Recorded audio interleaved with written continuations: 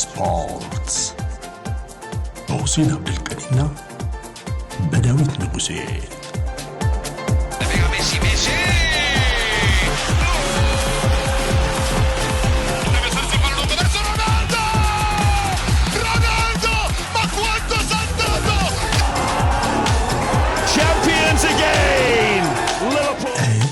ስፖርትስ ጤና ይስጥልን እንዴት ናችሁ የኤችዲ አድማጭ ተመልካቾች ቅዳሜ መጥቷል በስራት ላይ ተገኝተናል ከባልደረባዬ በአካል ጋር የሳምንቱ በርከት ያሉ ጨዋታዎችን እንዳስሳለን ግምቶችን አስቀምጣለን ይህ ሳምንት እንግዲህ ምን የሚፈጠርበት እንደሚሆን መጠበቅ ያለብን ይመስለኛል መሪው ሊቨርፑል ፈተና ይገጥመዋል ወይስ አይገጥመውም የሚጠበቅ ነው በነገራችን ላይ ባክ ቱ ባክ ነው ጨዋታ ያደረገ ያለው በተለያዩ መድረኮች ሊቨርፑል ለክ አውሮፓ ላይ እንደሚሳተፉ ክለቦች ሁሉ ውጤቱ እስካሁን የሰመረ ነው ግን በክሪስታል ፓላስ የሚጠብቀው ፈተና ቀላል እንደማይሆን የሚጠበቅ ነው የሚሆነው ዩናይትድ ነው ቀድሞ ዛሬ ጨዋታ የሚያደርገው ዩናይትድ ደግሞ እንግዲህ በተከታታይ ጨዋታዎችን ማሸነፍ ይችላል ወይ እንግዲህ ስኬታማ ሆኗል ባለፈው ሳምንት ይሄንን ማሳካት ይችላል የሚለው ይነሳል በሳምንት አንድ ጨዋታ ያደረገ ነው ዩናይትድ የሚገኘው ቼልሲ ስታልፈው ሽንፈቶቹ እንዴት ነው የሚያገግመው የሳምንቱ ትልቅ ጨዋታ የሚመስለው እንግዲህ ኒውካስልና አርሰናልን የሚያገናኝ ጨዋታ ነው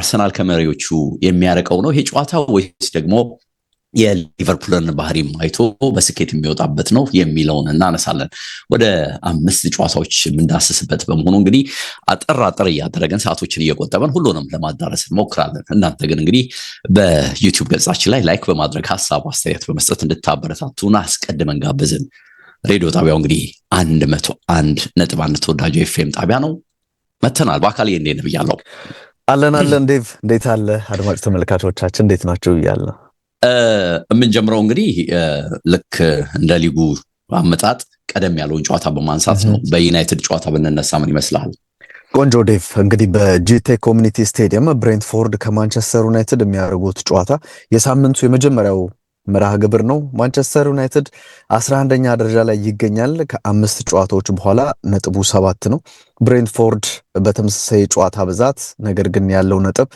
4 ነው 17ኛ ደረጃ ላይ ይገኛል በ5ኛ ሳምንት ማንቸስተር ዩናይትድ ከቼልሲ ጋር ጨዋታውን አከናውነው ያልተጠበቀ ውጤት ሊባል ይችላል 2-1 በሆነ ውጤት የሩበን አሞሪም ቡድን ባለድል ነበር ፉልሃምን የገጠመው ብሬንትፎርድ ደግሞ 1-0 ሲመራ ቆይቶ በኋላ ላይ 3 ግቦች በፉልሃም ተቆጥሮበት 3-1 ተሸንፎ ነው በዚህኛው ጨዋታ የሚገናኙት ሩበን አሞሪም ቼልሲን ካሸነፈበት ጨዋታ በኋላ አሁን ማሰብ ያለብን ብሎ እንግዲህ አንድ ወርድ ተጠቅሟል ሞመንተም የሚል ነገር ሲያነሳ ነበር ከታህሳስ 2023 በኋላ ማንቸስተር ዩናይትድ በሜዳው ተከታታይ ድል ያስመዘገበበት ነው ተመልካቾችና አመታት ጉዞውን በደንብ የሚያሳይ ቁጥራዊ መረጃ ይመስላል እንግዲህ ሩበን አሞሪም ማንቸስተር ዩናይትድን በህዳር ወር ከተረከበ በኋላ ተከታታይ ድል አስመዝግቦ አያውቅም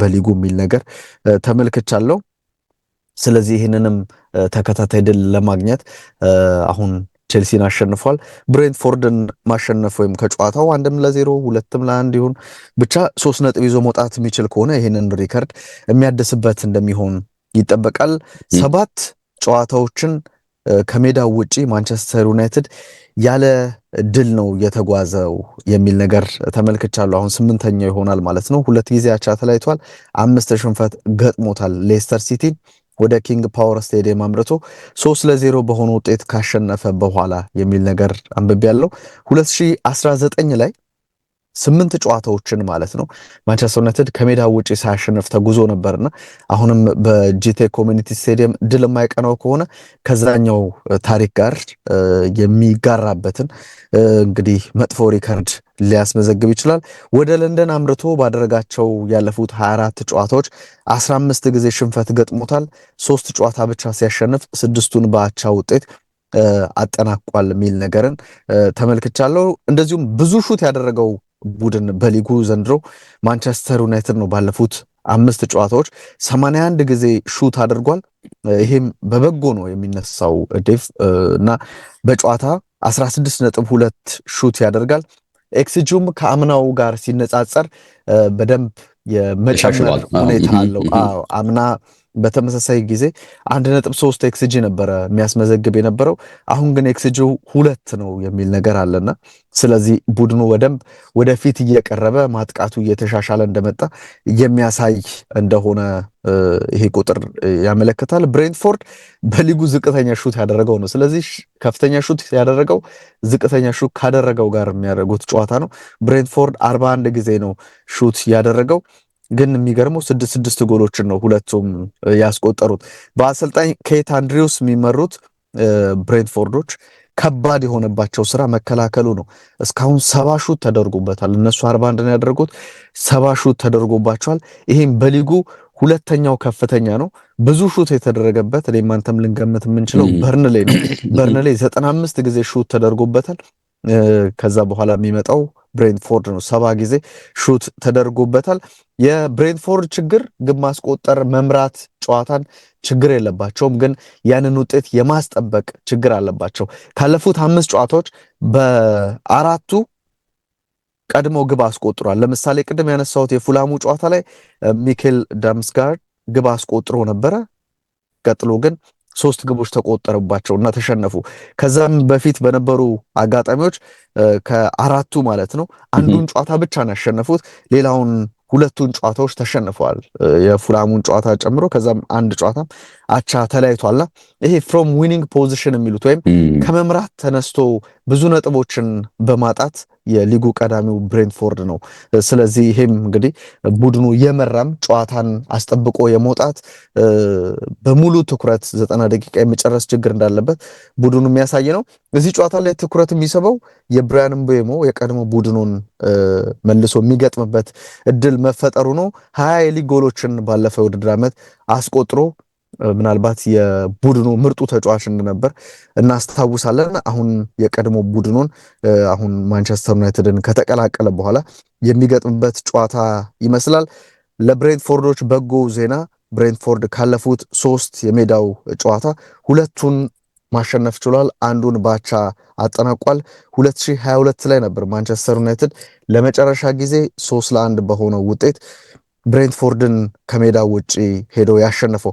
ከቡድን ዜናዎች ጋር በተገናኘ እንግዲህ አሰልጣኙ አሁን ያረጋገጡት የማዝራዊን ጉዳት የአማድ ዲያሎ ከቤተሰብ አባሉ አንድ ሰው ስላለፈ እንግዲህ በዛ ምክንያት ለዚህ ጨዋታ አይኖርም የሚል ነገር አሰልጣኙ አንስቷል። ሊሳንድሮ ማርቲኔዝ አሁንም ጉዳት ላይ ነው። የቼልሲ ጨዋታ ላይ አላስፈላጊ ቀይ ካርድ የተመለከተው ካዚሜሮ በጨዋታው አይሰለፍም ተብሏል። ዳሎ ወደ ቡድን ልምምድ ባለፈው ማክሰኞ ተመልሷል። አሁንም በዚህ የማገገም ሂደቱ ይቀጥላል ወይንስ የተወሰነ የሚጫወትበት ጊዜ ይሰጧል መመልከት ይኖርብናል ተብሏል። ኬት አንድሪውስ የብሬንትፎርዱ አሰልጣኝ ልክ እንደ ሩበን አሞሪም በ3-5-2 አሰላለፍ ነው ብዙ ወይም 3-4-3ን ይከተላል። አሁን ግን ቡድኑ እየሄደ ካለበት ጉዞና እያስመዘገበ ካለው ውጤት አንጻር ይሄንን አሰላለፍ ወይም ከኋላ 3 የሚጠቀመውን ሊቀይሩ ይችላሉ፣ ወደ ባክ ፎር ሊመጡ ይችላሉ የሚል ነገር አለ። ስለዚህ ይሄም ነገር ትኩረትን የሚስብ ጉዳይ ነው ዴቭ። ስለዚህ ብሬንትፎርዶች እና ማንቸስተር ዩናይትድ ይሄንን ጨዋታ ያከናውናሉ። ምን አይነት ውጤት ይመዘገባል? ያው ብሬንትፎርድ ቼልሲን መቶ ነጥብ ሲያስጥል ተመልክተናል ባለፈው። አሁንም ዩናይትድን እንደዚህ ማድረግ ይችላሉ። ሩበን አሞሪም ለመጀመሪያ ጊዜ ነጥብ ይዞ መውጣት ይችላል፣ በዛ አሸናፊነቱ ይቀጥላል ወይ የሚለው ጉዳይ የብዙዎችን ትኩረት ይስባልና ግምት ሰጥቶ ለማለፍ ያክል ዴቭ እኔ ባቻ ውጤት ይሄ ጨዋታ ይጠናቀቃል የሚል ግምት ነው ያለኝ። ለዩናይትድ ምንድነው ትልልቆቹ ጨዋታዎች ፈጥነው መምጣታቸው ልክ እንደ አርሰናል እንደተወሰኑ ክለቦች ሁሉ ሰውየው ላይ ጥቂት ያው ኤክስኪውዝ እንዲኖር ያደርግ ይመስላል አይደል? ፈጥነው መጡ ትልልቅ ጨዋታዎች እና በትልልቅ ጨዋታዎች ላይ ውጤታማ ባትሆን ውጤት ብታጣም የሲዝኑ መጀመሪያ ስለሆነ ያው ትታገሳለህ የሚለው ነገር አለ። ግን ያ ሁሉ ሆኖ ጫና ውስጥ ገብተው እንግዲህ የቦርዱ ድጋፍ እንዴት እንዳስፈለጋቸው እስከመቼ ሊታገሷቸው እንደሚችሉ ብዙ መረጃዎች ሲወጡ ነበር እንደሰማ ነው። ይሄን አይነት ጨዋታ ግን የግድ በቃ ልታሸንፈው የሚገባ ነው። አሁን ትልልቆቹ ጨዋታዎች ገሸሽ ብለውልህ በዚህ ደረጃ እንደው አማካይ ሌቭል ላይ ያለ ጨዋታ ከመጣ ሜዳ ላይም ይሁን ከሜዳ ውጪ በወጥነት ማሸነፍና አሁን ቅድም የጠቃቀስካቸው ኤክሲጂ የሚፈጠሩ የጎል ዕድሎች ምናምን እነዚህ ነገሮች ተጠናክረው በቀጠሉበት ሁኔታ ከፍ ያለ ነገር ካላስመዘገብክ አይ ቲንክ በቃ የምንድነው የስንብቱ ውሳኔ ምንድነው ተግባራዊ እንዲሆን በደንብ የምትፈቅድ ነው የሚመስለኝና ከአሞሪም አንፃር እኔ ይሄ በቃ የድል እውነትም በወጥነት ከዚህ በኋላ ቡድን መስራት መሻሻል ለውጥ ማምጣት መቻላቸው ማሳያ አንዱ የጨዋታ አጋጣሚ ነው ከሜዳ ውጪ ቢሆን ማለት ትችላለህ እንዳልከው ብዙ ነገር ጠቃቅሰሃል ከቶማስ ፍራንክ መውጣት በኋላ በተለይ አስቆጥረውም ጎላቸውን አለማስደፈር እየተቸገሩ እንዳለ በቃ ይቆጠረባቸዋል ደጋግሞና ይሄንን አጋጣሚ በደንብ ማክሲማይዝ ማድረግ ከቻለ ዩናይትድ የማሸነፍ እድሉ ሰፊ ነው የሚል እምነት አለኝና በዚህ ሳምንት በጠባብ ውጤትም ቢሆን ዩናይትድ ይሄንን ጨዋታ ያሸንፋል ነው የኔ ግምትና ለዩናይትድ ነው ካንተ በተለየ ካቻ ውጤት ለዩናይትድ ነው ይሄንን ሳምንት ውጤታማነትን የምሰጠው ወደ ክሪስታል ፓላስና መሪው ሊቨርፑል ጨዋታ ለለፌ ቆንጆ ጨዋታ ነው ነገራችን ላይ በሳምንቱ እንግዲህ ከኒውካስልና አርሰናል ቀጥሎ የሚቀመጥ ትልቁ ጨዋታ ይመስለኛል በእርግጥ ሊቨርፑል መሪ ነው ከተባለ እንደውም ይሄ ሌላ ትልቅ ገዘፍ ያለ ጨዋታ እንደሆነ ግምት ልትወስድ ትችላለህ ሁለቱም እነዚህ ፓላስና ሊቨርፑል አልተሸነፉም በሊጉ ከመጀመሩ አስቀድመው በኮሚኒቲ ሺልድ ተገናኝተው ደግሞ የኤፍኤ ካፕ አሸናፊ ክሪስታል ፓላስ ጨዋታውን በድል ጨርሷል ሁሉም እንዳስተዋለው መሪው ሊቨርፑል በቀል ከፈለገ ወይም ደግሞ በመሪነቱ ያለ ችግር መጓዝ ከፈለገ ይሄንን ጨዋታ ማሸነፍ ይጠበቅበታል የሚለው የሁሉም አስተያየት ነው ፓላስ 9 ነጥብ አለው በሊጉ 5ኛ ደረጃ ላይ ይገኛል ያለ ሽንፈት መጀመራቸው ይሄ 1991 በ10 ጨዋታ የነበራቸውን ስኬት ያስታውሳል በነገርህ ላይ ያኔ ክለቡ በሊጉ 3ኛ ሆኖ ነበር የጨረሰው እንግዲህ ያኔ ፕሪሚየር ሊጉ በአዲስ ፎርማት ያልተጀመረበት ወቅት ስለሆነ ከፕሪሚየር ሊጉ ጅማሮ በኋላ ያላቸውን ሪከርድ ነው ብዙዎቹ ሲያነሱ የሚነሳውና ያኔ ግን 3ኛ ሆኖ አጠናቋልና ይሄ ቡድን ሲከላከል እጅግ አስቸጋሪ እንደሆነ ሁላችንም እናያለን በካውንተርና ረጅም ኳስም አጥቂው ማቴታን መሰረት አድርገው ሲጫወቱም በነሐል አስቸጋሪ አስደናቂ እንደሆኑ እናያለን በተለይ ጉልበቱን ይሄ ተጫዋች እንዴት እንደሚጠቀም እናያለን በተለይ ኮቹ ደግሞ በስራቸው አድናቆት እያገኙ ነው የሚገኙትና ከአርነ ስሎት ጋር ግሌስነር 3 ተገናኝተዋል አንድ ሽንፈትና 2 አቻ ያስመዘገቡት ውጤት ነው እዚህ መልቀቃቸው ያደክማቸዋል ወይም ደግሞ እንደ ቡድን እንዲወርዱ ያደርጋቸዋል ቢባልም የዋርተን አማካይ ላይ የተሻለ መሆን የገሄ በመጨረሻ ሰዓት እንግዲህ በክለቡ መቆየት አሁንም በጥንካሬ እንዲጓዙ ያደረጋቸው እንዳለ እየታየ ነው ሰውየው እንግዲህ ኮቹ ፌብሩዋሪ 2024 ላይ እንግዲህ ፓላስን ከተረከቡ አንስቶ የቡድኑን ሙድ ቀይረውታል ነው የሚባለው የቡድኑ አጫዋወት ስታይል ተቀይሯል የማጥቃት ባህሪና የተጫዋቾች የራስ መተማመን ጨምሯል በሚል በስፋት ይነሳሉ ኮቹና ቡድኑ ሲያጠቃ ቀጥተኛ ነው እድሎችም በደንብ ይፈጥራሉ አምና በሊጉ ከፍተኛ ነጥብ ግሌስነር ከመጡ አንስቶ ሰብስቧል ነው የተባለው ይሄ ነጥብና ይሄ ቡድንና በ10 ተከታታይ ጨዋታ ቡድኑ ሳይሸነፍ እንዲጓዝ በማድረጉም የሚወደሱ ኮች ናቸው በእርሳቸው አመራር እንግዲህ ከቶፕ 10 በላይ ሆኖ ቡድኑ መጨረሱ አስደናቂ ሪከርድ ነው ተብሏል እንዳልኩ የ90ው ሪከርድን ብዙዎች ያነሱትምና ከፕሪሚየር ሊጉ ጅማሮ በኋላ ያለ ሪከርድ ስለሆነ ወገብ በላይ ፓላስ ሲጨርስ እንደ ትልቅ ነገር ነው የሚነሳው እንግዲህ ካለው ስብስብ ካላቸው ፋይናንስ አንፃር መነሻ ይመስለኛልና ባለፉት 17 ጌሞች ግን በሁሉም የውድድር መድረክ ሰውየው ምንም አይነት ሽንፈት አላስተናገዱም ይሄ ውጤት እንግዲህ አርሰናልን ገጥመው ሲቲን ገጥመው ቸልሲንም ገጥመው የተገኘ ውጤትን የሚጨምር ሆኖን ስታይ ትልቅ ውጤት ነው እውነትም ስታዩ ለክሪስታል ፓላስ ተጋጣሚያቸው ሊቨርፑልን ካየን ግን የዋንጫ ተሻሚ ቡድን ነው በተለያዩ የውድድር መድረኮች ለስኬት የሚጓዝ ነው አስፈሪ የሆኑ ተጫዋቾችን የሰበሰበ መሆኑ ይታያል የቡድኑ ያለፉ ጉዳዮችን እንግዲህ ማንሳት እዚህ ለክሪስታል ፓላስ ጠቃሚ አይሆንም ስለዚህ ሊቨርፑልን ስታየው በሁሉም ነገር ከክሪስታል ፓላስ የላቀ በመሆኑ ፈተናው ከባድ እንደሚሆን ታያለህና አሁን የሚጠበቀው እንግዲህ ዘንድሮ ያሳዩት ጥሩ ብቃት ክሪስታል ፓላሶች በሊቨርፑል ላይ ደግሞታል ሊቨርፑል ከ5-5 ተጉዟልና ይሄንኑ ብቃቱን አጠናክሮ ጎሎችን በየትኛው መንገድ አግኝቶ ይቀጥላል ወይስ አይቀጥልም የሚለው ጉዳይ ይመስለኛልና በሜዳቸው እንደመጫወታቸው እንግዲህ ሊቨርፑልን ፓላሶች የ100% የማሸነፍ ጉዞውን ያስቆሙታል የሚለውን ነገር ብዙዎች ይጠብቃሉ አሌክሳንደር ኢሳቅ እንግዲህ ከሊቨርፑል ጋር ለመርመድ እየሞከረ ነው እንደምታውቀው ኤኬቲኬ በሁለት ቢጫ በቀይ ካርድ ሰበብ የማይሰለፍ በመሆኑ በቀዳሚነት እንግዲህ ኢሳቅ የመሰለፍ እድል ይኖረዋል የሚል ግምት ወጥቷል። አሊያም እንግዲህ የፊትነስ ኢሹ የሚነሳ ከሆነ ኢሳቅን ከቤንች የሚያነሱ እንደሚሆን ቬትስን በመስመር ጋክፖን ደግሞ እንግዲህ በ9 ቁጥርነት ወይም ደግሞ በተደራቢ አጥቂነት የማሰለፍ እድል ሊኖራቸው ይችላል የሚል መረጃ ወጥቷል። ይሄ እንግዲህ አጥቂ መስመር ላይ ሳላ ተጨምሮበት ምን ያህል አስፈሪ እንደሚሆን ለክሪስታል ፓላስ መገመት የሚከብድ አይመስለኝም በአካል። ከዛ ውጪ ፓላሶች ዌስትሃም ላይ በጉልበት ጉዳት የወጣው አዲሱ ፈራሚያቸው ዮርሚ ፒኖን ጤንነት ማረጋገጥ እንዳለባቸው ተጠቁሟል። ኢስማኤል ሳር ከጉዳት ተመልሶላቸዋል። ይሄ እንግዲህ ክረምት ላይ ሊቀላቀለው የነበረው ሊቨርፑል በተቃራኒ አምበል ሆኖ ነው የሚመራው። አሁንም ኤኬቲኬ እንግዲህ እንደጠቀስኩት ቀደም የለም። በቀደም የተጎዳው ጆቫኒ ሊዮኔም እንግዲህ በቡድኑ አይካተትም። ረጅም ጉዳት ነው የዚህ ተጫዋች ተብሏል። እንግዲህ የኮሚኒቲ ሽልዱን ጨምሮ ፓላስ በሊቨርፑል ያለፉት 2 ጨዋታዎች አልተሸነፈም። ነገር ግን ከ2014 አንስቶ ደግሞ በሾልስተር ፓርክ ሊቨርፑልን ማሸነፍ ደግሞ እንደቸገራቸው ይታያል። ሁለቱም ሲገናኙ ፓላስ ባለፉት 12 ጌሞች ላይ ከአንድ ጎል በላይም በጨዋታ ማስቆጠር አልቻለም። ሲቸግረው ይታያል ጎል ማግኘትና በ12ቱ ጨዋታዎች በጥቅሉ 6 ጎሎች ብቻ ነው ክሪስታል ፓላስ ማስቆጠር የቻለው።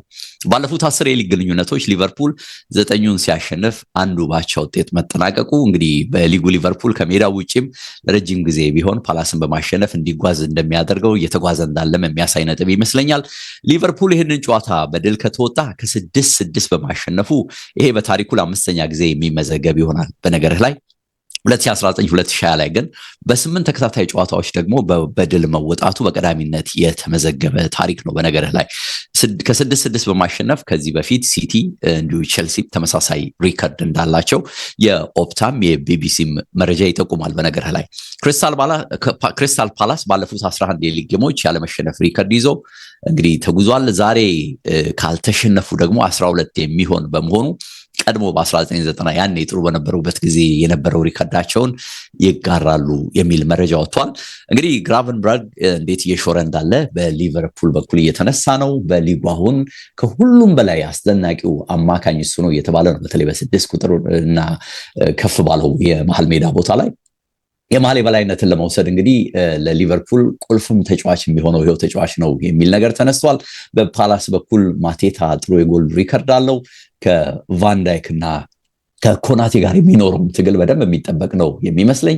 ሞሳላ ደግሞ እንግዲህ የሊቨርፑል ቁልፉ ሰው ነው። እንደምናውቀው የጎል አካውንቱን በተወሰነ መልኩ መክፈት ጀምሯል፣ በፔናልቲ የሚሆን በእንቅስቃሴ። ይሄ ደግሞ ተጠናክሮ ይቀጥላል የሚል ነገር ነው ያለው። ለሁሉም ይሄ ጨዋታ ላይ ምን አይነት ውጤት ይመዘገባል የሚለው የብዙዎች አስተያየት እየወጣ ነው። ሊቨርፑል ይጥላል ወይስ አይጥልም? ወደ ግምት እንሂድ እስቲ። እኔ ሊቨርፑል በጠባብ ውጤት ጨዋታውን ሊያሸንፍ ይችላል የሚል ግምት ነው የምሰጠው። ዴቭ እንዳነሳው ቀና ማለትን በነ ኢሳቅ በኩል ተመልክተናል። ኦፍ ኮርስ ተጋጣሚያቸው ዝቅተኛ ደካማ በራሳቸው ስህተትም የተፈጠረ የግብ ዕድል እንደነበር እናስታውሳለን እና ምናልባት በሊጉም እንደ ኢሳቅ አይነት ተጫዋች ከግብ ጋር የሚገናኝበት ሊሆን ይችላል። ወደ አርሰናል የሄደው የኤዜ ከቡድኑ መልቀቅ ብዙ ነገር የሚያሳጣቸው ይመስለኛል ቡድኑ እና በተለይም ደግሞ ቡድኑ በጥብቅ መከላከል የሚታወቅ ነው። በጣም ፕሬስ የሚያደርግ ቡድን ነው። እንደዚህ አይነት ቡድኖች ደግሞ ራት ይፈልጋሉና ከቡድኑ ትልቁ በቃ ይሄ ዋናው የምትለው ነገር ኤዜ ነው። ስለዚህ እሱን ማጣታቸው ብዙ ዋጋ ሊያስከፍላቸው ይችላል። ቢያንስ ማጥቃቱ ብዙ መልክ እንዳይኖረው ከሆነ በኤዜ አለመኖር ነው ብዬ ነው የማስበውና ብዙ ጎል ለማስቆጠር የሚቸገሩ ይመስለኛል። ግን ሜዳቸው ላይ ከመጫወታቸው ደግሞ ባለፈው ማሸነፈዋል፣ የሞራሉም ጉዳይ ይኖራልና ከዚህ አንጻር ብዬ ጨዋታውን ሊቨርፑል 1-0 2-1 አይነት ጠባብ ውጤት ያሸንፋል የሚል ግምት ልስጥና ቼልሲ ከብራይተን የሚያደርጉትን ጨዋታ የኔን ግምት ላስቀምጥ። ይሄ ጨዋታ እንግዲህ ሊቨርፑል ከሰሞኑ ባየናቸው እንቅስቃሴዎች ሁሉ ጥሩም ሳይሆን ጎሎችን ያገኛል። በተለይ ጭማሪ ሰዓቶች ልክ የቀደመው የሰር አሌክስ ፈርጉሰንን ዩናይትድ የሚያስታውሱ ነገሮች እንዳሉት ይሄ ደግሞ የአንድ ቡድን እንግዲህ የአሸናፊነት ሜንታሊቲ ባህሪ ነው። ቡድኑ በተለይ ሲስተካከልና አዳዲስም የመጡ የፈረሙ ተጫዋቾች በደንብ ሲዋሃዱ እነ ቬትስ እነ ይስሐቅ ሌሎችም ኤኬቲኬን ጨምሮ በተለይ በአጥቂ መስመር ላይ ያለው ውህደት ልክ እንደ አማካኙ ልክ እንደ ተከላካይ መስመሩ ላይ እርጋታንና ብስለትን ሲጨምር ምንም ጥርጥር የለውም የተሳካ ነገር ሊፈጽም ይችላል የሚል እምነት አለኝ። ግን ይህን ጨዋታ እኔ ባቻ ውጤት ነው መገምተው፣ አላውቅም ስሜቴ ወደዛ ነው የሚሄደውና ሊቨርፑል ምናልባት እንግዲህ በተለይ ጎል ከተቆጠረበት እነዛን ማጂክ ሞመንቶች ፓላስ ላይ መድገም ይችላል ጥርጣሬ አለኝ። ምናልባት ክፍተቱ ሊሆንም ከቻለ ፓላስ የተረጋጋ በመከላከሉ በተወሰነ መልኩ የተደራጀ ቲም ከመሆኑ አንጻር ያንን ላይ ደግሞ የሚችሉበት እድል አለ የሚል እምነት አለኝ። የነሳርም ቢሆን የማጥቃት መስመር ላይ የሚታይ እንቅስቃሴ ፍጥነት ለነ ቫን ዳይክ ለነ ኮናቴ ማቴታን ጨምሮ ራስ ምታት እንዳይሆን ስጋት አለኝና አቻ ነው ይሄንን ጨዋታ መገምተው ባካል። እንግዲህ ምን አይነት ውጤት ይመዘገባልና ያለ የቼልሲ እና ብራይተንን ጨዋታ ስንመለከት ዴቭ ቼልሲ እንግዲህ 6ኛ ደረጃ ላይ ነው የሚገኘው በ8 ነጥቦች፣ ብራይተን 14ኛ ደረጃ ላይ አለ በ5 ነጥቦች። የፋቢያን ሁልዝለር ቡድን በሳምንቱ አጋማሽ ላይ ከባርንስሌይ ጋር ተጫውቶ 6-0 አሸንፏል። ከኢንተር ማያሚ ያስፈረሙት ዲየጎ ጎሜዝ 4 ጎሎችን አስቆጥሮላቸው የሳምንቱን አጋማሽ በጥሩ መልኩ ጨርሷል። አስደናቂ ጎሎች ናቸው። ከአራቱ ጎሎች ውስጥ የሚገራርሙ ጎሎች አሉት፣ ከርቀት የተቆጠሩ ጎሎችን። በሳምንቱ አጋማሽ ብዙ ሮቴት በተደረገበት ጨዋታ ሊንከን ሲቲን የገጠመው ቼልሲ 2-1 አሸንፏል። በሁለተኛው አጋማሽ የተገኙ ጎሎች ናቸው። በተለይም በመጀመሪያው አጋማሽ ብዙ ብልጫ ተወስዶባቸዋል። መረጋጋት አለመቻል፣ ቀስ በቀስ ወደ ግብ ለመሄድ መቸገር፣ በጣም አግሬሲቭ የሆነ ፕሬሲንግን ከሊንከን ሲቲ በኩል መመልከታችን ብዙ ምቾት እንዳይሰማቸው የቼልሲ ተጫዋቾችን አድርጎ የተወሰነ ቡድኑ በሁለተኛው አጋማሽ ተስተካክሎ ነው ከመምራትም ተነስቶ አሸንፎ የነበረው። ስለዚህ ያን ጉዟቸውን በሊጉ መቀጠል ይችላሉ ወይ የሚለውን መመልከት ይኖርብናል።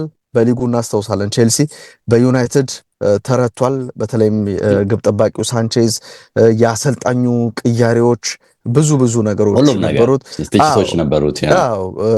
ኮል ፓልመር ተጎድቶ መውጣት ራሱ ሌላ ትልቅ የራስ ምታት ሆኗል ለቡድኑ። ብራይተን ደግሞ ከስፐርስ ጋር ከጠንካራው ስፐርስ ከአስደናቂው ስፐርስ ጋር 2-2 ተለያይቶ ነው ወደዚህኛው ጨዋታ የመጣው።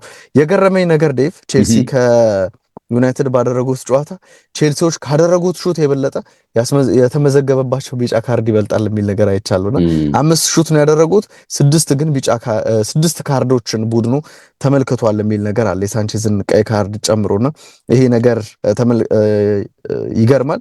ቼልሲ ከዌስትሃም ጋር ባደረገው ጨዋታ ይመስለኛል ዴቭ ዘንድሮ እንዳየነው ከሆነ በአሳማኝ ብቃት አሸነፈ የምትለው። ሌሎቹ ጨዋታዎች በሙሉ በመቸገር ውስጥ ያሉ የቅድመ ውድድር ዝግጅት ፕሮፐርሊ ያለማድረጋቸው ተጽዕኖ የፈጠረባቸው፣ ከዛም በተጨማሪ ደግሞ የፊፋ ክለቦች ዓለም ዋንጫ ተጽዕኖ ከወዲሁ መታየት የጀመረ ይመስላል። በጉዳትም በምንም የግብ ዕድል መፍጠር ላይ ቡድኑ በጣም ችግር አለበት። መከላከሉ አሁንም አልተሟላም። ብዙ ጥምረቶች እየተሞከሩ ነው። የተለያዩ ምክንያቶችን ልታስቀምጥ ይችላል። በጉዳት ምክንያት እንደ ሌቫይ ኮሊል አይነት ተጫዋች ይወጣል። አሁንም እየተጎዱ ያሉ የሚወጡ ተጫዋቾች አሉ። ጉዳት ላይ ነበሩ ተመለሱ ሲባሉ ደግሞ አሁን እንደ ዌስ ፎፋና አይነት ተጫዋቾች ላይሰለፉ የሚችሉበት እድል እንዳለ ተመልክተናል። ኮል ፓልመር ጥሩ የሆነ ነበረ፣ ነገር ግን ለ3 ሳምንታት ከዚህ በኋላ 2-3 ሳምንት ማየት አለብን ብሏል አሰልጣኝ። ከኢንተርናሽናል ብሬክ በኋላ ነው እየተጠበቀ ያለው የሚመለሰው፣ ከዛ በኋላ ነው። የብሽሽት ጉዳቱን በተመለከተ አሰልጣኙም አሁን ባለው የቀዶ ሕክምና አያስፈልገውም የሚል ነገርን አንስቷል። ካይሴዶ እና ደግሞ የኤንዞ ፈርናንዴዝ የተወሰነ ጫና መብዛትም ያለው ይመስላል። በተለይ ኤንዞ በቃ ቁጥሮቹ ብቻ ናቸው። ይሄ አሲስት ያደርጋል፣ እንደዚህ ነገሮችን ታነሳለታለህ እንጂ ዴቭ በጨዋታ እንቅስቃሴ በጣም ዲስፖሰስ ይደረጋል። እንደ ኤንዞ 106 ሚሊዮን ፓውንድ ወይም 105 ሚሊዮን ፓውንድ እንደወጣበት አይነት ተጫዋች አይደለም። በጣም መሰረታዊ የሆኑ የእግር ኳስ ነገሮችን ይሄ ፓስ የማድረግ አጭር ፓስ፣ መካከለኛ ፓስ፣ ረዥም ፓሶችን የማድረግና ያንን አኪዩሬሲ የመጠበቅ ወይም ለሚፈለገው ቦታ የማድረስ ችግር እንዳለበት ባለፉት ጨዋታዎች እየተመለከትን ነው። በጣም ፖሰስ በመደረግም ዲስፖሰስ በመደረግም ደግሞ ብዙ ማናቀው ሞይሰስ ካይሴዶንም የተወሰነ ጫና ውስጥ ሲገባ እየተመለከትን ያለ ነው። ምናልባት የሁለቱ ተጫዋቾች በጣም ጥሩ መሆን ነበር እንደ ዌስትሃም አይነት ጨዋታን ከዛም በፊት ደግሞ እንደ ፔዥ አይነት ቡድንን ሲያሸንፍ የተመለከት ነው። በቻምፒየንስ ሊግ የደረሰባቸውን ሽንፈት በዩናይትድ የተሸነፉበትን መንገድ ስትመለከት አማካኝ ክፍሉ እጅግ የተዳከመ መሆኑን እና ደግሞ አማካኝ ክፍሉ ተዳከመ ማለት ደግሞ አማካኝና አጥቂውን የሚያገናኙት እንደ ኮል ፓልመር አይነት ተጫዋቾች ብዙ ድሎች አይኖርም። ፓልመር ለክሬቲቪቲ በጣም ነፃ ሚና አለው። ወደ መሃል ወደ ኋላም ከተከላካዮቹም እየመጣ ኳሶችን ሲቀበል ለእንደዚህ አይነት ነገር መገደድ ውስጥ ገብቶ ተመልክተናል። ከጉዳት ጋር በተገናኘ እንግዲህ የቶሲን አዳራባዮ እስከ ኢንተርናሽናል ብሬኩ ወደ ቡድኑ እንደማይመለስ አሰልጣኙ አረጋግጧል። ዌስሊ ፎፋና ባለፈው ከሊንከን ሲቲ ጋር በነበረው ጨዋታ የኮንካሽን ወይም ይሄ እንግዲህ ግጭት ገጥሞት ነበርና ይሄ ተጫዋች አይሰለፍም የሚል ነገር ተሰምቷል። ስለዚህ ሳይጫወቱ እኮ ነው አይደል አደረባዮ አሁን ፎፋና በቃ ኦልሞስት ከጉዳት ተመለሱ ሳይጫወቱ እንደገና ሌላ ጉዳት በጣም ፈጣን ነው። ሌላ ጉዳት በተለይ ዌስሊ ፎፋና የሚገርም ነው። ልሰለፍ እያለ ጭቅጭቅ ላይ ነበር። እንግዲህ ድሉ ሲሰጠው ደግሞ ሌላ ጉዳት በድጋሚ መጥቷል። ሳንቼዝ በቀይ ካርዱ ምክንያት አይኖርም። ሊያም ሌላ ፔረዥም ጊዜ ጉዳት አለበት። ኢሱጎ በቡድን ውስጥ እንደማይኖር ተገልጿል። አሰልጣኝ ኤንዞ ማሬስካ ራሱ ዴቭ 7 እና 8 ተጫዋቾች አሁን በቡድናችን ውስጥ አይገኝም ብሏል። ምናልባት የተለያየ ምክንያት ሊቀመጥ ይችላል። ይሄ የፊፋ የክለቦች ዓለም ዋንጫን ሲያነሱለት ይሄ ነገር አይኖርም ወይም እርግጠኛ ሆኖ መናገር እንደማይችልና ሌሎችም ምክንያቶች ሊኖሩ ይችላሉ ብሎ ነው ያለፈው። ፋኮንዶ ቦኖኖቴ የብራይተን ንብረት ስለሆነ በጨዋታው መሰለፍ የማይችለው ተጫዋች ነው። ያው እሱ ቢኖር ኖሮ ምናልባት ኮል ፓልመር ስለማይኖር እዛ ቦታ ላይ እሱ ይሰለፋል ተብሎ ነበር የሚጠበቅ የነበረው። የተወሰኑ አሰልጣኙ ምን አለ የሚለውን ነገር ስንመለከት የተለያዩ ሪዝኖችን ነው አሁን ችግሮች አሉብን 78 ተጫዋቾችን የሚል ነገርን አንስቷል። ምንድነው ምክንያቱ ተብሎ አላቅም የሚል ነገርን አንስቷል። ዲሳሲ ከቡድኑ ውጪ ተደርጓልና አሁን ቡድኑ ወደ ቡድኑ እንዲመለስ ሲባል ምንም የተነጋገርኩትም ነገር የለም፣ ቢያንስ ለአሁኑ ወደ ቡድኑ አይመለስም የሚል ነገርን አሰልጣኙ አንስቷል። ከስተርሊንግ ጋር ያው በግሉ እየሰራ ነው አይደል? ያው እንግዲህ ለፈለግ ተብሎ ማለት ነው። የሚገርም ነው። አንዳንድ ጊዜ ተጫዋቾች ትሪትመንት ትክክል ክፍያቸውን ብቻ እያገኙ እዛው ከቡድኑ ፋሲሊቲ ተገለው የሚገኙ ተጫዋቾች ናቸው። ከሁልዝለር በጣም አስደናቂ ስራን እየሰራ ጨዋታዎችን የሚያሸንፍ ቡድንን ሰርቷል የሚል ነገርን አንስቷል። ከዚህም በተጨማሪ እንግዲህ ሌሎችን መንገዶች የማርክ ጊዮን በተመለከተ የተወሰነ የመጮቻ እድል ሊያገኝ ይችላል የሚል ሐሳብን አሰልጣኝ ኤንዞ ማሬስካ ሰጥተው ተመልክተናል። ከኤንዞ ፈርናንዴዝ ጋር በተገናኘም ጥያቄ ቀርቦላቸው ነበረ። ምን አለ አሰልጣኙ ዴቭ በ6 ቁጥርም በአጥቂ አማካኝም መጫወት ይችላል። እኛ እሱን የምንጠቀመው ኦልሞስት እንደ አታኪንግ ሚድፊልደር ወይም የማጥቃት ባህሪ እንዳለው አማካኝ ነው። 90% እንደዚህ ቦታ ላይ ነው የምንጠቀመው። እዛ ቦታ ላይ ጥሩ እንደሆነ እናምናለን። ተጫዋች አንድ ጊዜ ጥሩ ሙድ ላይ ወይም ይሄ ጉድ ሞመንት ሊኖረው ይችላል፣ አንድ ጊዜ ደግሞ ሊበላሽበት ይችላል። አምና 64 ጨዋታ ነው ያደረግነው። 64ቱንም ጨዋታ ጥሩ ይሆናል ብሎ መገመት አይቻልም የሚል ነገርን አሰልጣኙ አንስቷል። በተጫዋቹ ግን ደስተኛ ስለመሆኑ ሐሳቡን ሰጥቷልና ምናልባት ፋቲግ መሆን የመድከም የክለቦች ዓለም ዋንጫ ብዙ ማይሎች ብዙ ኪሎ ሜትሮችን ከሮጡ ተጫዋቾች አንደኛው እንደነበር እናስታውሳለንና ይሄ ነገር አንስቷል። ሳንቼዝን በተመለከተ በጣም የፈጠነው ውሳኔ ነበረ ብሏልና 5 ጎሎችን ተቆጥሮብናል አምና በሳንቼዝ ስህተት ምክንያት። ግን ደግሞ ስንት ኳሶችን እሱ ሴቭ አድርጎን ነበር የወጣው የሚል ጥያቄ አሰልጣኙ በማንሳት እንግዲህ ሳንቼዝን ለመከላከል ጥረት አድርጓል። አሁንም የተጫዋች ከኛ ጋር ለረጅም ጊዜ ይቆያል። እሱ ብቻ አይደለም ፊሊፕ ዮርገንሰንም ሁለቱም በቡድናችን በመኖራቸው ደስተኞች ነን፣ ምንም ችግር የለብኝም ከሮበርት ሳንቼዝ ጋር በተገናኘ ብሏል። አሰልጣኙ ፍላጎቱ ይታወቅ ነበረ፣ ተከላካይ ማምጣት፣ ግብ ጠባቂ ማምጣት ይፈልግ ነበረ። ግን የቼልሲ እንግዲህ ትልልቅ ሰዎች ይሄንን ነገር ማድረግ አልቻሉምና በዚህ መልኩ እንግዲህ አሰልጣኙ ከጨዋታው አስቀድሞ ሐሳቡን ሰጥቷል። ዴቭ እኔ ይህንን ጨዋታም ባቻ ውጤት ነው የምገምተው። ዴቭ ስታንፎርድ ብሪጅ ላይ ቢደረግም ግን ብራይተን እንደተመለከትነው ከስፐርስ አቻ የተለያየ አስጨንቆ የሚጫወት ቡድን ነው እና ደግሞ ቼልሲን አምና እንዴት እንዳደረገው ወደ ስታንፎርድ ብሪጅም መጥቶ ተመልክተናልና ምንም ነገር ሊፈጠር የሚችልበት ጨዋታ ይመስለኛል። ቼልሲ የሚቸገረበት ሌላ ነጥብ መጣል ሊኖር የሚችልበት ጨዋታ ይመስለኛል። ዴቭ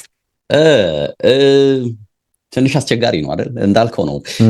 ሁለቱም በኳስ ዘይቤ መመሳሰል አላቸው አይደል? እንግዲህ ሞር ቴክኒካል ስኪል ያለው ስብስብን ካየን ያው ቼልሲ ይሆናል ብዬ ግምት ወስዳለሁ።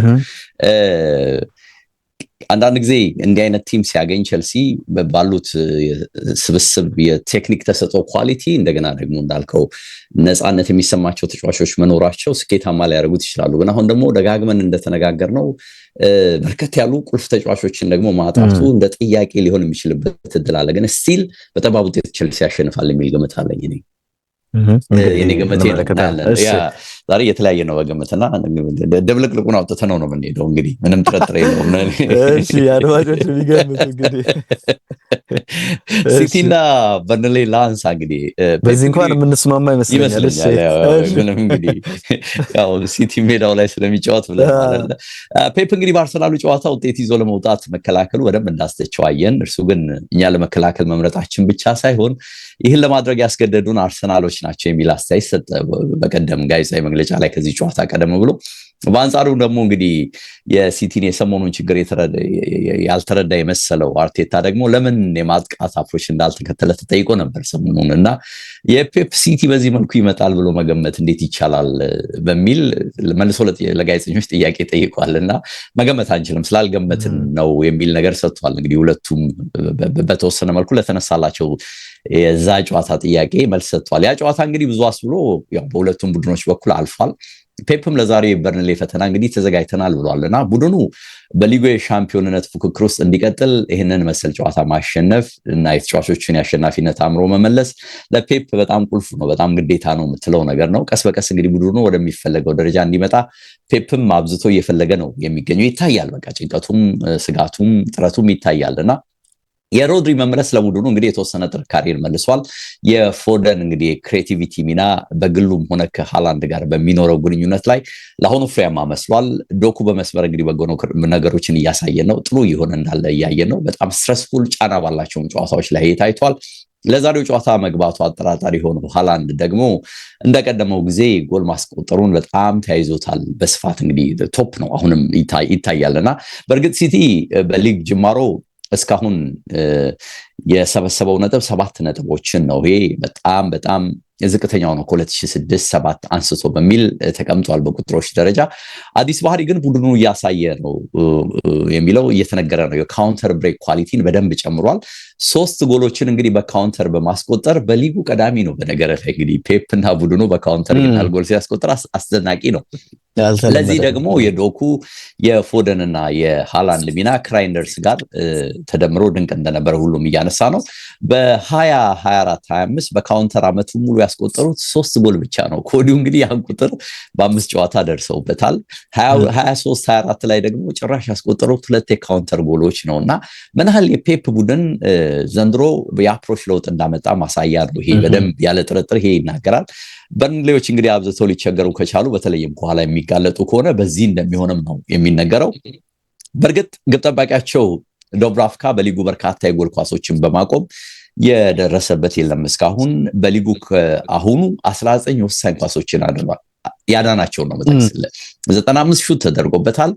25 ኦን ታርጌቶች ናቸው። ከዛ ውስጥ ግን 19 የሚባሉትን ቁልፎቹን ስለ ማዳኑ መረጃ ወጥቷል። ስለዚህ ሲቲዎች በተለይ እንግዲህ ሃላንድ ላይገባ ከቻለ የዚህ ግብ ጠባቂ መረብ እንዴት ይደፍራሉ እናያለን። ሃላንድ ሲቲ ዘንድሮ ካገባቸው 9 ጎሎች ደግሞ 6ቱን ነው በሊጉ ያስቆጠረው፣ 3ቱ ብቻ ነው በሌሎች ተጫዋቾች የተቆጠሩት። ስለዚህ የዚህ ተጫዋች አለመግባት እንግዲህ ሚስ ሊሆን ይችላል፣ ግን ፔፕ የመድረስ ተስፋ አለው፣ ሊሰለፍ ይችላል ሬዲ ነው አላረ የሚል አስተያየትን ሲሰጥ እንግዲህ በስተመጨረሻ ሰምተናል እናያለን። እንግዲህ በርንሌዎች እንግዲህ የሚመኩት በጠንካራ መከላከላቸው ላይ እንደሆነ ይታወቃል። በተለይ ከትልልቅ ቲሞች ጋር ሲጫወቱ ይህንን በደንብ ነው የሚገልጹት። ሊቨርፑል ተቸግረው እንግዲህ በፔናልቲ በመጨረሻ አሸነፏቸው እንዴት እንደወጣ አይተናል ባለፈው። በተለይ መከላከል አፕሮቻቸው ከታች የመጡ ቲሞች ላይ የማይታይ ነው እና ከታችም የመጡ አይመስላቸውም፣ ጠንካራ ናቸው። ስኮት ፓርከርም በአንዳንድ ሁኔታዎች እድለኛ ለመሆኑ ካልሆነ በቀር የተሻለ ነገር ለመስራት እንደሚጥር ይታያልና ከጎል ጋር በተያዘ ተስፋ የሚያደርጉት እንግዲህ ጄይደን አንቶኒንን የተባለውን ተጫዋች ነው። በ4 ጎሎች ላይ ተሳትፎ አድርጓል። 3 ጎልና 1 አሲስት በማድረግ ነው ይሄ ተጫዋች ተሳትፎ ያደረገው። ወጣ ገባ የሆነ ብቃታቸውን ማስተካከል እንዳለባቸው ይነገራል። ከመከላከል አልፎ የሚታየው ጠንካራ ካውንተር አታክም ይበልጥ መሻሻል እንዳለበት ነው መገናኛ ብዙሃን እንግዲህ እየጠቆሙ ያሉት። ይህንን ቡድን በተመለከተ በተለይ በሲቲዎች በኩል እንግዲህ የሚታይ የትኛውም ክፍተት ካለ አሽሊ ባርነስ እና ጆሽ ብራውን ሂል ሊጠቀሙበት ይገባል የሚል ነገር አንስተዋል። የተከላካዮችና የአማካኞች መረብን ላለማሰፈር የሚደረግ ጠንካራ ስራና ዲሲፕሊን በዚህ ጨዋታ ላይ እንዲኖር ኮቹም እንዲሁ በርንሌዎቹም ይፈልጋሉ የሚል ነገር ነው የተነሳው። የእርስ በርስ ግንኙነትን ስናይ በርንሌ ፈጽሞ በዚህ የሚደገፍ አይደለም። ባለፉት 13 ግንኙነት ሲቲ 13ቱንም አሸንፏቸዋል። በነገር ላይ በሁሉም የውድድር መድረክ ይሄ የተመዘገበ ሲሆን በጎል ደግሞ 46 ጎሎች ሲቲዎች አስቆጥረዋል። የገባበት ሲቲ 2 ጎል ብቻ ነው። ስለዚህ ተጽዕኖ ምን ያህል ትልቅ እንደሆነ ታያለ። ወደኋላ እንደውም ሄድ ካል ከ19 ጨዋታዎችን ሄደን ካነሳን ደግሞ በርንሌ ማሸነፍ ጭራሽ አልቻለም። 6 ያቻ ውጤቶች ናቸው እንግዲህ ትልቅ ውጤቶቻቸው የበርንሌዎች።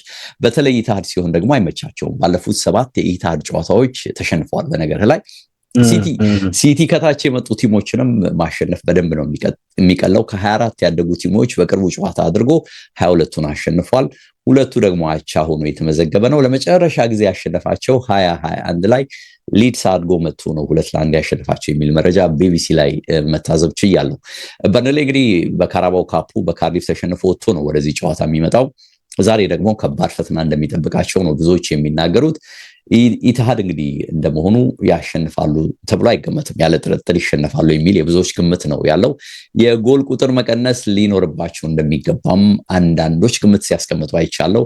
በተለይ ሃላንድ እንግዲህ አሁን መኖሩ እርግጥ የሆነ በመሆኑ ለበርንሌ አስቸጋሪ እንዳይሆን ይጠበቃል። የኔ ግምት እንግዲህ ያው 1-2-3 ጎሎች ይኖራሉ። ሲቲም ከሰሞኑ እያሳየ ያለውን በአእምሮ በኩል የመጎልበት ጥረት አጠናክሮ የሚቀጥልበት እንግዲህ ጎል አካውንቱንም በተወሰነ መልኩ ሊከፍት የሚችልበት እንደሚሆን ትጠብቃለህ። ግን ሬዚስት ለማድረግ መሞከራቸው አይቀርም።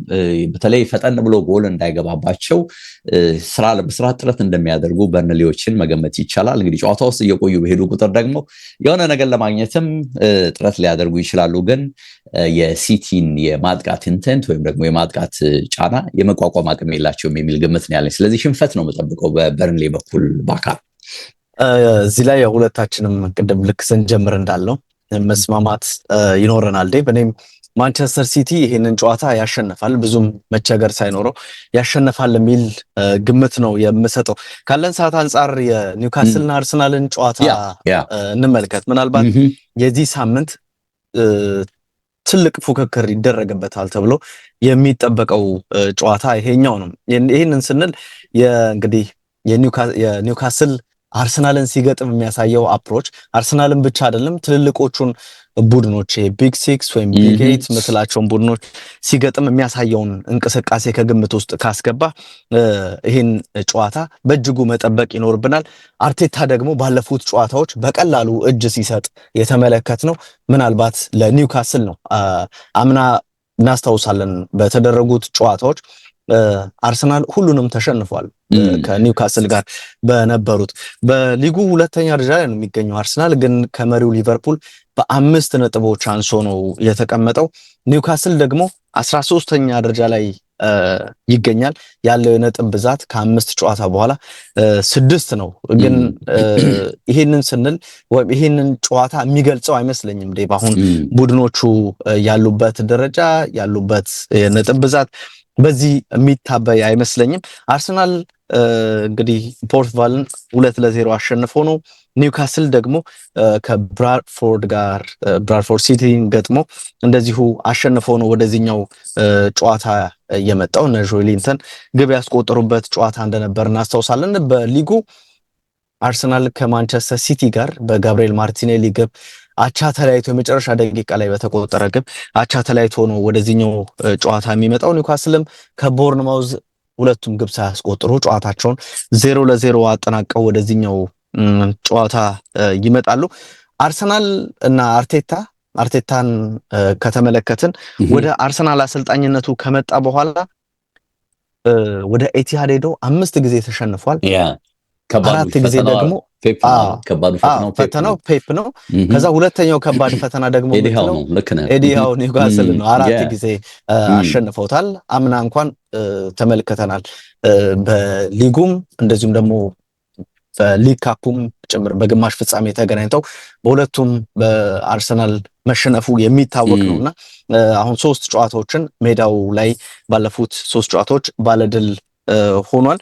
ስለዚህ ከፍተኛ ጥረት ሊኖር ይችላል። አርሰናል ቤት አሁንም እንግዲህ ምናልባት ተሰርተው ያላለቁ ነገሮች አሉ። ፍሬሽ የመሆን ይሄ በደንብ እድገቱን ያልጨረሰ ቡድን ከመሆኑ ጋር በተገናኘ መቸገር ሊኖረው ይችላል የሚል ነገርን ማንሳት ነው የምፈልገው።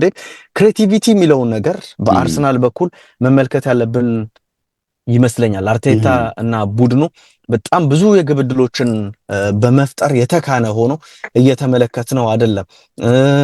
ከዛም ውጭ ደግሞ እንደ ኒውካስል አይነት ቡድኖችን ስትገጥም ጥቂት እድል አግኝተን እነሱን መጠቀም ግዴታ ውስጥ ነው የምትገባው። ብዙ እድል የሚሰጠ ቡድን ካለመሆኑ ጋር በተገናኘ ጨዋታውን ከሚወስኑት አጋጣሚዎች እንግዲህ እንደ ጊማሬሽ አይነት ተጫዋች እንደ ጆሊንተን አይነት ተጫዋች በጣም አግሬሲቭ ሆኖ የሚጫወቱ ተጫዋቾች አሉና ደግሞ ለሊጉም አዲስ ከመሆኑ አንጻር ራሱ የአርሰናሉ አማካኝ ከዴክላን ራይስ ጋር ዙቢሜንዲ ማለት ነው ጫና ይፈጠርበት ይሆን ወይ የሚለውንም ጉዳይ እና ደግሞ በትክክልም በዘንድሮ የውድድር ዓመት ልክ ባለፈው ከማንቸስተር ሲቲም ጋር እንደተመለከት ነው ሌላኛው ፈተና ይሆናል ብለን የምናስበው አርሰናል አማካኝ ክፍል የሚፈተንበት ሌላኛው ጨዋታ ይሆናል ብዬ አስባለሁ። በኒውካስል በኩል ይሄ የመስመር ተከላካዮቻቸውን ቲኖ ሊቨራሜንቶም ከዛም ውጭ ደግሞ የቡድኑ የቀድሞ አምበል የነበረው እንደ ትሪፒየር አይነት ተጫዋችንም ስትመለከት አንድ ለአንድ ጫና ውስጥ ሲገቡ ትመለከታለና እንደ ሳካ እንደ ኤዜ አይነት ተጫዋቾች በቋሚ አሰላለፍ ውስጥ ይህንን ጨዋታ ይጀምራሉ ተብሎ ነው የሚጠበቀውና ምናልባት እዛ ቦታ ላይ ተጽዕኖ መፍጠር መቻላቸው ለአርሰናል አንዳች ነገር ሊያስገኝ ይችላል ብዬ አስባለሁና እንግዲህ እነዚህ ቦታዎች ላይ አሸናፊ የሚሆነው ቡድን ጨዋታውን በድል ሊያጠናቀቅ ይችላል።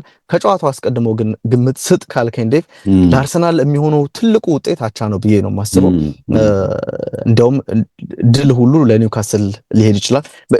ከኒውካስል አፕሮች አንጻር እያንዳንዱን ጨዋታ የምንገምተው ነበረ የሆነውና ምናልባት የአርሰናል መከላከል ግቦች እንዳያገኙ እንደ ኢሳቅ አይነት ወሳኝ ተጫዋች ከቡድኑ ከመውጣቱ አንጻር ምናልባት ኒውካስልም ሊቸገር ይችላልና ዝም ብዬ አቻ የሚለውን ግምት ልስጥና ለለፈው እንዳልከው ነው። ይሄ የአርሰናል ልክ እንደ ዩናይትድ ከጅምሩ ከባድ ጨዋታዎች እያጀበው ነው የቀጠለው። በእርግጥ የከፋ አትለውም አይደል? ከ15 ነጥብ 10 ማግኘት አንድ ሽንፈትና አንዳቻ የከፋ ልትለው የምትችለው አይደለም። ብዙዎች ይህንን ያጋነኑት ግን ቡድኑ ዘንድሮ ለዋንጫ እንደሚጫወት ስለታሰበ ነውና እንግዲህ ነገ ሌላው ፈተና ነው ኒውካስል። እንደኔም ኤዲሃው እንዳልከው ቅድም ከፔፕ ቀጥሎ ለአርሰናል ፈተና ናቸው። በታክቲክ በኩል ተለዋጭ ነገር ነው እየፈጠሩ ያሉት ነው። በተለይ አርሰናልን በገጠሙባቸው የአምና 4 ጨዋታዎች ላይ የታየው ይሄ ነገር ነው የሚሉት። በዋናነት ግን ያው ጥብቅ መከላከልን ነው ማዕከል የሚያደርጉት። ፕሬስ ያደርጋሉ፣ ካውንተር ይጠቀማሉ፣ ጉልበት ንክኪ ማድረግ ይሄ በጣም የሚታወቁበት ነው። በተለይ አማካይ ላይ ያሉ ተጫዋቾቻቸው ተከላካዮቻቸው በዚህ የተካኑ እንደሆኑ ይታወቃሉና ሁሉም አእምሮ ውስጥ ያለው የሚመስለኝ አምና በካራባው ካፕ ደርሶ መልስ እንግዲህ ካልተሳሳትኩ 4 ጎሎች ነው አይደል ያስቆጠሩት አርሰናል ላይ የቅርብ ትዝታ ይመስለኛልና ኤሚሬትስ ላይ 4-5-0 አይነት ነበር አፕሮች ተከትለው በካውንተር አርሰናሎችን ገድለው የወጡትና እንግዲህ ምን ያህል ተከላካይ መስመርና አማካኙን እንደተቀጠቁት ታያለ። በመልሱ በሴንት ጄምስ ፓርክ ሲጫወቱ ደግሞ አስታውሳለሁ በጥልቀት ወደ አርሰናል ተከላካዮች በመምጣት አርሰናሎች ኳሱን ከኋላ እንዳይመሰረቱ ቢመሰረቱትም እንዲሳሳቱ በማድረግ ነበረ ጎሎች ሲያገኙ የነበረው። ያኔ ደግሞ 3-4-3 አይነት አፕሮች ነውና የፊት ለፊት ሶስቱ ተጫዋቾች ምን ያህል ጫና እንደሚያደርጉ ወደፊት መተው አራቱም ወደፊት እንዴት እንደሚሳቡ ሶስቱም ተከላካዮች እስከ መሃል ሜዳ ድረስ እንዴት መተው የአርሰናልን ተጫዋቾች ሲያጨናንቁ እንደነበር አይተናል። እንግዲህ እኒህ አይነት አፕሮቾችን ኒኮች የሚተገብሩ ከሆነ እንግዲህ ለነገውም ፈተና በደንብ ዝግጁ ሊሆኑ እንደሚችሉ ግምት ትወስዳለህ። በእርግጥ ሁሉንም ለማድረግ ያለህም የተጫዋቾች ብቃት ግምት ውስጥ እንደሚገባ አስባለሁ። ግን አሁንም ነፃነት አርሰናሎችን ለማሳጣት ሜዳ እንደሚገቡ ግምት ትወስዳለህ ሜዳቸው ላይ ቢሆንም። ለዚህ ደግሞ እንግዲህ አማካኞቹ በተለይ የፊትነስ ችግር ከሰሞኑ ያለበት እየተባለ የሚጠቀሰው ጊማሬሽ አሁንም አለ ነው የሚሉት። ቶናሌም ለዚህ ቁልፍ ነው። እንደጠቀስከው ደግሞ ጆሊንግተን ተመልሷል ከጉዳትና በቀደምም አይተነዋል ካራባው ካፕ ላይ። ስለዚህ ለየትኛውም ተጋጣሚ አስቸጋሪ የሚሆን ሚድፊልድ ነው ብዬ ነው እኔም በግሌ የምማምነው። ሁሉም በሚባል ደረጃ አይደክሜ ናቸው፣ ጠንካራ ሰራተኛ ናቸው፣ ንክኪ አይፈሩም እና በሞራል የሚጫወቱ በመሆናቸው ከዚህ አንጻር አማካይ መስመር ላይ የሚኖሩ ትግል ለእኔም የሚጠበቅ ነው። በነገር ላይ ትልቅ ፈተና ነው የሚሆነው የሚል እምነት አለኝ። ይህን ሳይ ምናልባት አርቴታ ምን አይነት የተጫዋች ምርጫ አማካይ ላይ ይከተላል ብለህ ገምት ካልከኝ ኦዴጋርድ መመለሱ ተነግሯል። አርብ እና ቅዳሜ ልምምድ እንደሚሰራ ትናንት ልምምድ መጀመሩን ዛሬ እንግዲህ ሁለተኛውን ልምምድ እንደሚያደርግ አርቴታ ገልጿል።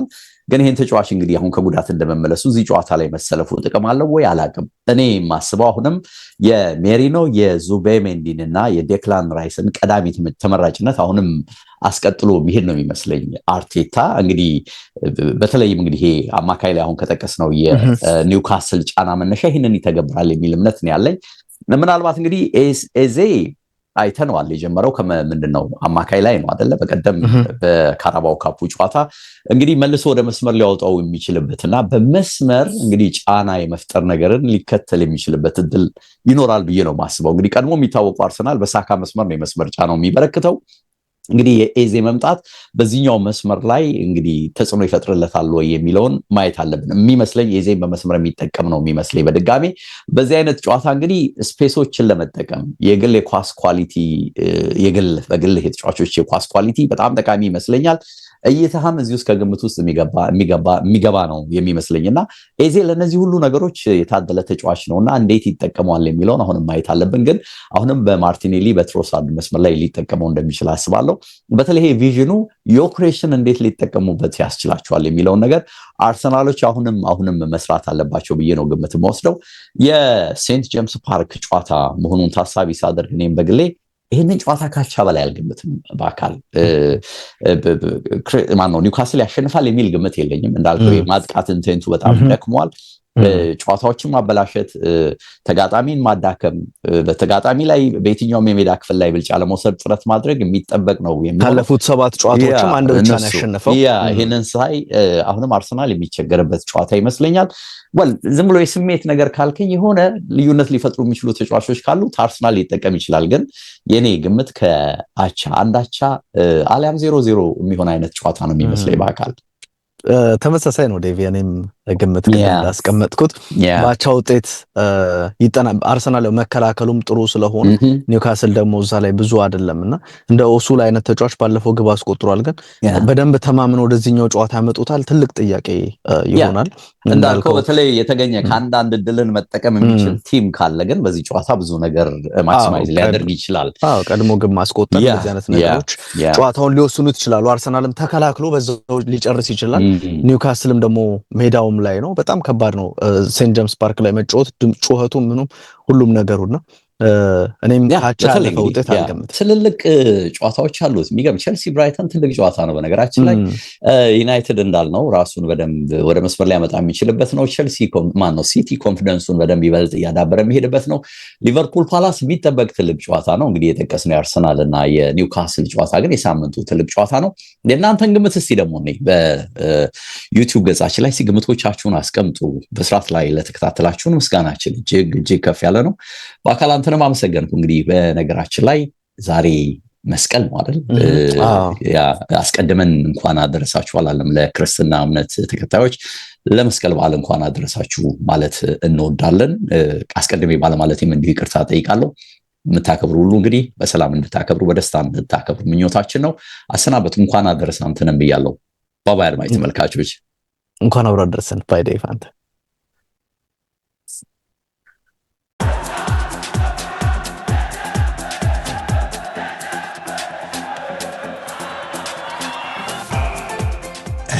HD Sports በሁሴን አብዱልቀኒና በዳዊት ንጉሴ